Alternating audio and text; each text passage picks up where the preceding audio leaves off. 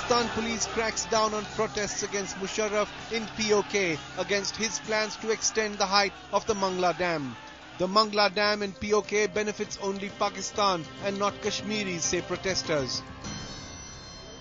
If former Prime Ministers can cry zulm, what hope then for leaders from Sindh and Balochistan and Pakistani Kashmir? And yes, there is strong anti-state opposition on the other side of the LOC, even if we don't hear about it a good deal.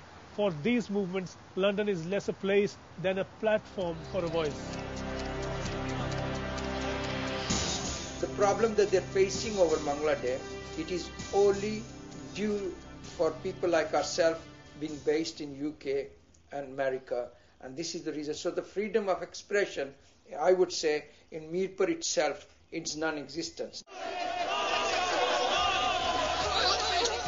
Most Kashmiris in England are from Mirpur, where the dam is located, and so the issue finds huge support here. What Mirpuri Kashmiris are not allowed to do in POK, they do in London and Birmingham, and are effective as well. International institutions such as World Bank, they have confirmed that they will not fund the extension. That we got a written confirmation. We also have a written confirmation from with our representation to Asian Development Bank. They also confirmed that they will not fund. Protests are still on in Britain. This Mirpuri is on a 6-day hunger strike. I went to hunger strike because of for those poor people who couldn't have done anything from there. Because if you say something, you know, God knows who's watching you and what will happen around the corner.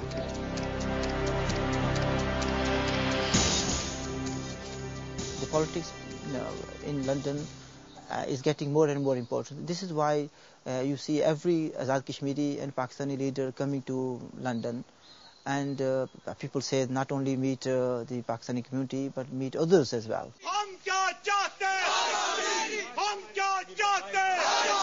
The fact that political voices can be raised in the Kashmir Valley, along with the media ready to report on them, bothers dissidents from POK who say they can only act out of London.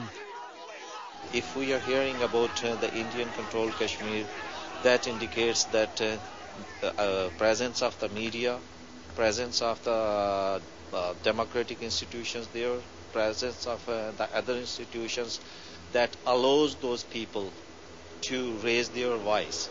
Whereas on the other side, there are no such these kind of like institution existing there. Pakistan के ज़ेरे इंतज़ाम कश्मीर के लोगों की तो ज़्यादा worst situation है, क्योंकि यहाँ कॉन्स्टिट्यूशनल वॉर है कि कोई ऐसी पार्टी, कोई ऐसा शख्स जो है वो इलेक्शन तक में हिस्सा नहीं ले सकता जो हालांकि पाकिस्तान पे यकीन नहीं रखता. Men like Mehram Baloch, persecuted politically in Pakistan, have traditionally found space in Britain. A report in the English newspaper The Guardian has Mehram Baloch worried. The Pakistan government has urged the British to do a swap deal, whereby they want me in a swap deal for what they want to give to the British, the transatlantic alleged airline bomber. Most people have forgotten World Sindhi Congress leader GM Sayyad and Pashtun leader Khan Abdul Ghaffar Khan, who spent most of their lives in prison demanding rights for their people. The Pakistan Human Rights Commission and other groups still report human rights violations against ethnic minorities in Pakistan. But London remains the sole outpost for these minorities to say what their people in Pakistan cannot. We are providing them the voice for the international community, to make the international community aware of the situation, of the sufferings, of the sorrows, of the plight of the indigenous Sindhi people.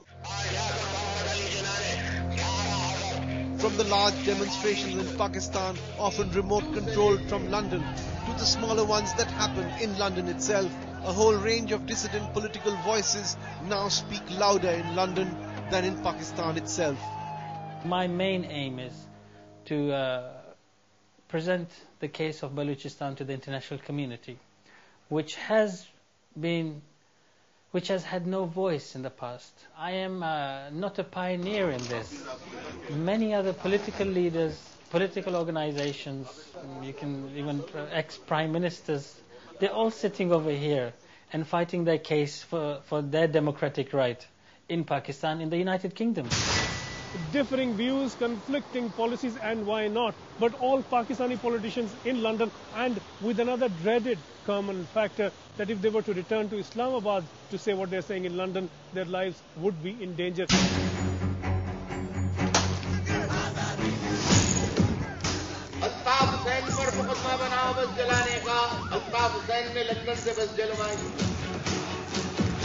दुनिया हंसती है, हमें हमारा sir शर्म से चूकता है.